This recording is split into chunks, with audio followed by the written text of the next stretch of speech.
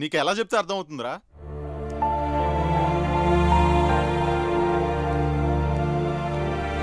మా వాడిని నువ్వే కాపాడాలి తండ్రి.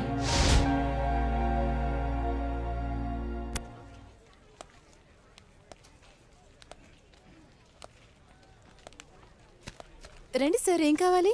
కేజీ ఎంతమ్మా? తీసుకోండి సార్, ఎన్ని కావాలి? మొత్తం కావాలి, మొత్తం కావాలి. కొన్ని నమ్మి కొన్ని నమ్మకపోతే దాన్ని వ్యాపారం అనరు. కొత్త కదరా, నేర్చుకుంటుందిలే. నేర్చుకోకపోతే మనం నేర్పిద్దాంరా.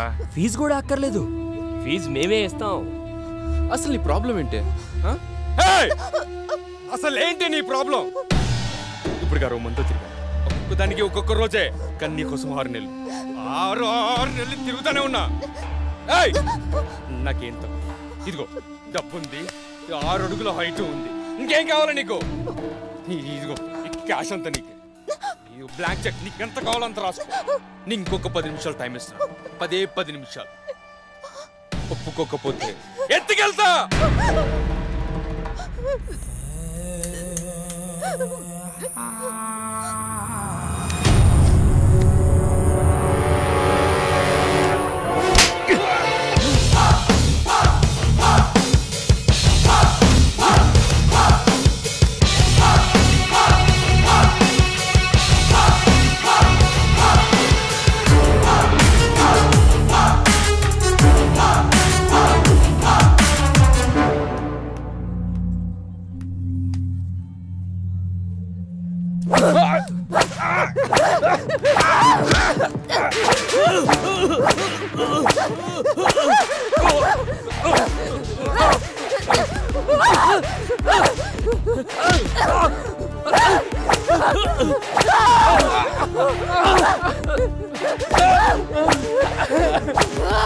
ఎవడ్రా మా వాడిని కొడుతుంది?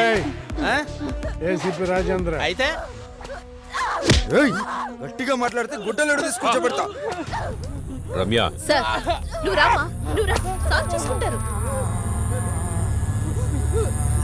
ఇక్కడ బాబాయ్ అంటే ఎవడు?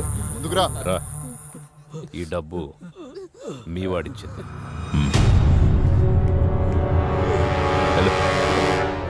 రామ్మా. సార్ తప్పైపోయింది సార్, ప్లీజ్ సార్, ప్లీజ్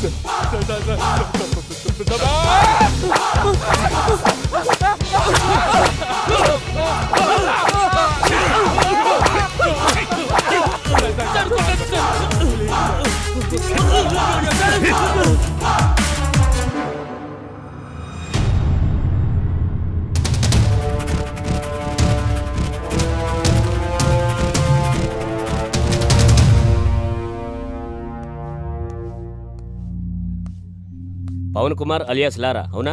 వెళ్ళి అక్కడ కూర్చో. నమస్తేనా? నమస్తే తమ్ముడు. దా తమ్ముడు, ఇది చాలా మామూలు. కొత్తగా వచ్చిన ప్రతి ఒక్కరూ ఇలానే పిలుస్తారు, వార్నింగ్ ఇస్తారు, మనం విని వెళ్ళిపోతాం. సైరన్ రమేష్, అవునా? అటెలు. నమస్తే సైరన్. సైరన్ అని సిటీలో పెద్ద రౌడీ షీటర్. ఈ సిటీలో ఎక్కడ ఏం జరిగినా సరే పంచాయతీకి మనోడి దగ్గర రావాల్సిందే, మనోడు సెటిల్ చేయాల్సిందే. అల్లా యేసు ఓం నమ శివాయ. వీరదాసు రాసుకో.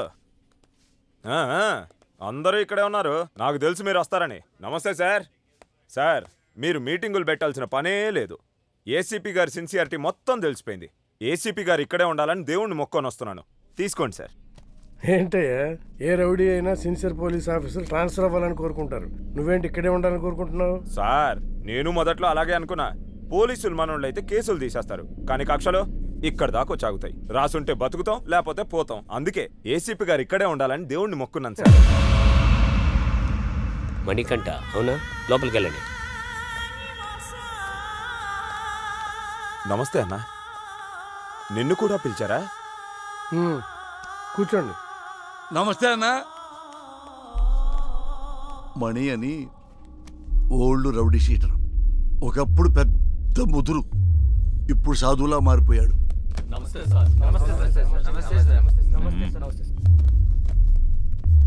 అందరూ వచ్చారా? సార్, రాజు అని అతను రాలేదు సార్. రాజు వాళ్ళ ఎంపీతో మాట్లాడిస్తాడంట. ఎంపీనా? ఎంపీ ఎవడు? గంటలో ఇక్కడ ఉండాలి సార్. వెళ్ళండి. సార్ ఏంటి ఇంతమంది? ఏం చేయాలి సార్ వీళ్ళని? ఏం చేద్దాం సార్, మనిషిగా బతకడానికి భగవద్గీత, ఖురాను, బైబిల్ రాశాం. అవేవి చాలటం లేదని వాటికి మత రంగు పోస్తున్నారని చట్టం కూడా రాశాం. అది కూడా చాలటం లేదంటే ఇంకేదో కావాలి వీళ్ళకి. పంపించండి సార్. మణికంఠ అలియాస్ మణి, దాదాపు 10 సంవత్సరాలు, 9 మర్డర్ కేసులు, 6 అటెంప్ట్ మర్డర్ కేసులు, 15 సెటిల్మెంట్ కేసులు, అన్నీ వదిలేసి ప్రశాంత జీవితం. ఎలా అనిపిస్తుంది ఇప్పుడు? ఇప్పటిదాకా ఎలా బ్రతకగలిగానా అనిపిస్తుంది సార్. అప్పుడు ఏదో ఆవేశంలో ఏదో సాధిద్దామని కత్తి పట్టుకొని తిరిగాను. వెనక్కి తిరిగి చూసుకుంటే ఒంటిపై ఘాట్లు తప్ప, సమాజంలో పగ తప్ప ఏం మిగలలేదు. మరి సడన్గా ఇంత మార్పు ఏంటి? 3 సంవత్సరాల క్రితం 10వ తరగతి చదివే నా కూతుర్ని ఎగ్జామ్స్ రాయించడానికి తీసుకెళ్తుంటే అటాక్ చేశాను.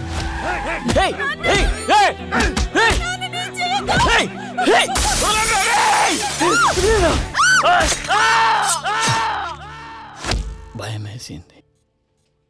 హాస్పిటల్లో చేరాం. వాళ్ళు ఎందుకు పొడిచారు నాన్న? నా కూతురు అడిగింది. దానికి నా దగ్గర సమాధానం లేదు. మొత్తం 29 కేసులు, 25 కేసులు కొట్టేశారు. 2 మర్డర్ కేసులు, 2 అటెంప్ట్ మర్డర్ కేసులు ఇంకా పెండింగ్లో ఉన్నాయి. అన్ని కేసులు ఎలా సాల్వ్ చేసుకోగలిగారు? ఎమ్మెల్యే గారే దగ్గరుండి అందరినీ పిలిపించారు. కొంతమందికి నష్టపరిహారంగా డబ్బులు ఇచ్చాను. ప్రాణాలైతే ఇవ్వలేను. కొంతమంది కాళ్ళు పట్టుకోమన్నారు.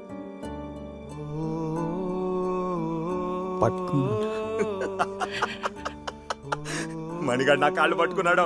రే మణిగాడు నా కాళ్ళు పట్టుకున్నాడు. మణిగాడు నా కాళ్ళు పట్టుకున్నాడు. బతుకుపోరా నా కొడక్క.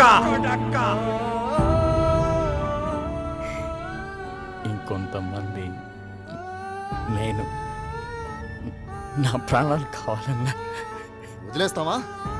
వాడు కాళ్ళు పట్టుకుంటే వదిలేస్తామా? వద్దు, వాడి ఊపిరి కావాలి.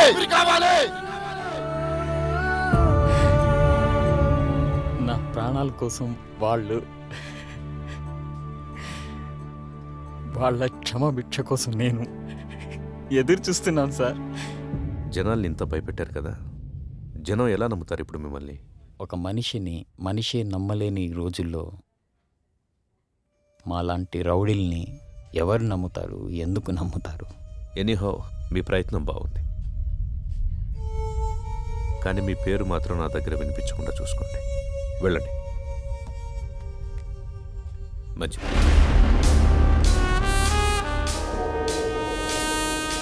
వీడు చూపేంట్రా ఇంత తేడాగా ఉంది. చూడు ట్రాక్ రికార్డ్ ఎట్టు విందో. 6 మర్డర్లు, 8 కిడ్నాపులు, 4 అటెంప్ట్ మర్డర్లు, గత 4 సంవత్సరాల నుంచి దాదాపుగా 20 సెటిల్మెంట్ కేసులు. ట్రాక్ రికార్డ్ బాగానే మెయింటైన్ చేస్తున్నావు. ఎన్ని కోట్లు సంపాదించావేంటి? బాగానే సంపాదించాడు. బయటికి వెళ్తే ఎవడు చంపుతాడోనని 24 గంటలు ఇంట్లోనే దాక్కునేంత భయాన్ని సంపాదించాడు. నాకు బతకడానికి గవర్నమెంట్ జీతం ఇస్తుంది, నీలాంటి వాడిని చంపడానికి గన్స్ ఇస్తుంది. నీకేది కావాలో నేనేది వాడాలో నువ్వే డిసైడ్ చేసుకో. అర్థమైందా? పో. చెప్పింది అర్థమైందిగా? లారా ఇంటర్ స్టేట్ సెకండ్. ఇప్పుడిప్పుడే సెటిల్మెంట్లకు అలవాటు పడుతున్నావు, అవునా?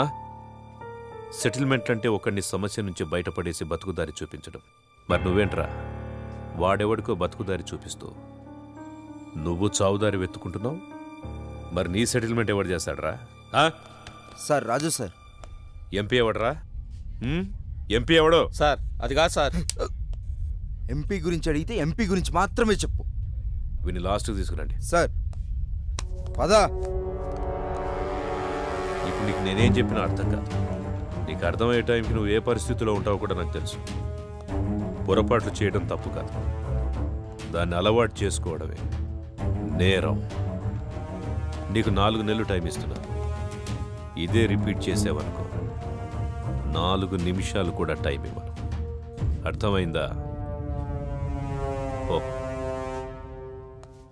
ఎం లీలా ప్రసాద్ అలియాస్ ఎమ్మెల్పీ. సార్ ఏంటి ఎమ్మెల్పీ గారు మంచి జోరు మీద ఉన్నట్టున్నారు? పెళ్ళిళ్ళు చేస్తున్నారంట, ధర్నాలు చేస్తున్నారంట, సెటిల్మెంట్ చేస్తున్నారంట. ఎమ్మెల్యే అవుతాడేమో. మేరా భారత్ మహాన్, జై ఆంధ్ర, జై తెలంగాణ. ఎమ్మెల్పీ అన్న వస్తాడు కదరా, వెయిట్ చేద్దాం. నాకు తెలిసి ఆయన కూడా గట్టి వార్నింగ్ ఇస్తున్నట్టున్నారు. 1 2 3 గట్టిగా. అన్నా మా ఎమ్మెల్పీ అని ఇంకా రావట్లేదు ఏంటన్నా? అరే వస్తాడ్రా. 33 34 35 36 వ్యాపిస్తావా? అవును sir, thank you sir. Okay అన్నా మా అన్న ఇంకా రావట్లేదన్నా. అరే బాబు వస్తాడ్రా, లోపల ఏం కొట్టట్లేదు మీ సార్ని. స్టార్ట్. 1 ఒకటా? ఏమండి 37 కదా? మధ్యలో ఆపేస్తే మొదటి నుంచి లెక్కేస్తామని చెప్పామా? అయ్యా మీకు మీ తోలు పెట్టుకోదన్నవయ్యా. ఇక నుంచి మీరేం చెబితే చేస్తానయ్యా. చూడు, ఇక నుంచి మనం ఎప్పుడు కలిసినా ఇలాగే కలుస్తాం. డిసైడ్ చేసుకో. నువ్వు నన్ను కలవడమా, బయటికెళ్ళి లారాని కలవడమా, నువ్వే డిసైడ్ చేసుకో. అన్నా ఏమన్నాడు? తమ్ముడు, నేను చెప్పే వరకు మీరెవ్వరూ నా టచ్లోకి రావద్దు. ఫోన్ చేయొద్దు, మెసేజ్ పంపించొద్దు, వాట్సాప్లోకి రావద్దు, పలకరించడానికి రావద్దు. లవ్ యూ రాజా. ఆ ఏసీపీ యాజ్ ఏ పర్సన్ మంచివాడా చెడ్డవాడా అనేది మనకు అనవసరం.